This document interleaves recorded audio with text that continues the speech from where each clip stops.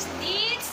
For today's video, so tayo po ay mag-haul and price updates. Ating pinabili from grocery. Date for today, October 20, 2023.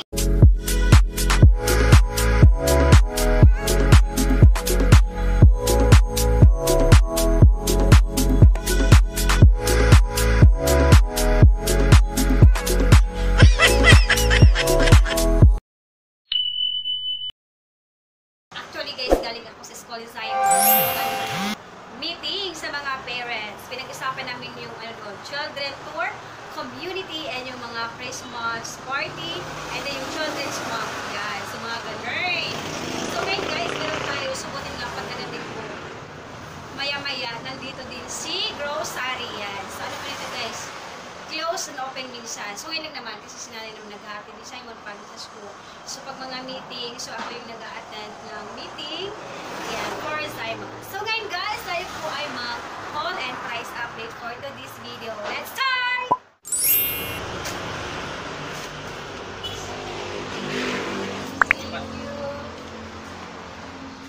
Ate, ano lang po yan, 305.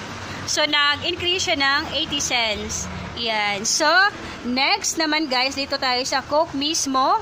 Yan. So, Coke mismo natin guys, yun po yung 186.25. So, ito guys, ang benta ko po nito 18 pesos. Benta ko po nito is 23 pesos. Yan. So, meron tayong Royal mismo.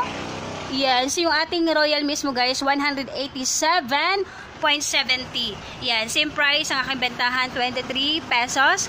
Meron tayo ditong Sprite. Yan. So, 186.25. So, bentahan ko din po pa sa mga ganito guys. Yan. So, 23 pesos. Sinasakto ko na siya. And then, so dito tayo sa mga 1.5. Meron tayo ditong Sprite. Yan. So, yun po ay 61.40. Yan. So, yung Coke naman natin ay 62.30. Yan. So, mas mahal yung Coke compare dito sa Sprite. And the next, guys, meron tayo ditong isang paketeng Marlboro Red. And meron tayo ditong dalawang kahang Camel. Yan. Kasi paubos na yung Camel ko. So, ang GTI is papunta dito is ngayon pang this coming Thursday. Yan. So, nag-order na ako, guys.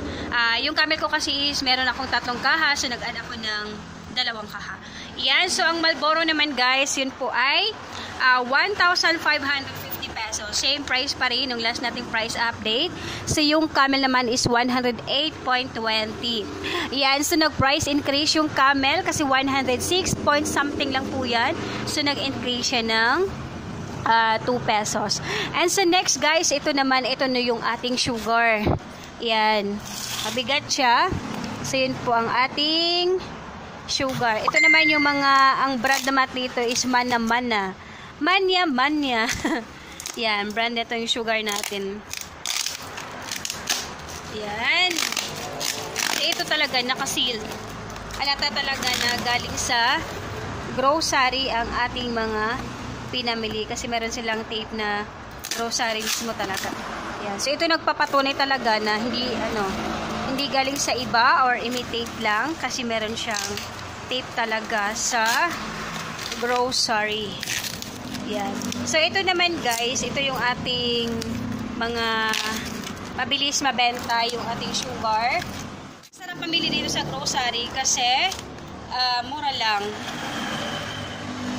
Oh my God. Meron tayo dito guys. Yan. Ang lalaki ng ating brown sugar. Yan. So, ito yung patay 1 kilogram. Yan. 1 kilogram po siya.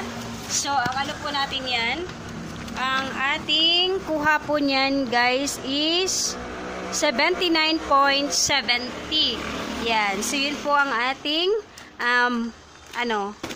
ito po ay asukal na pula. Yan. Kasi meron dito guys, meron gumagamit na asukal na pula, lalo-lalo pag nagpipiko, mga, yung mga ng mga saging, yung saging na may niyog or gata. Yes, ito yung ginagamit nila. Yan, so yun lamang po guys ang ating grocery haul and price update for today's video. Yan, so yun po guys ang ating pinamili. So yun lamang po guys ang ating vlog for today. Thank you for watching. I hope nag-enjoy kayo sa ating haul and price update for today's video. Yan, so if you like this video, like, comment, and share. And kung bago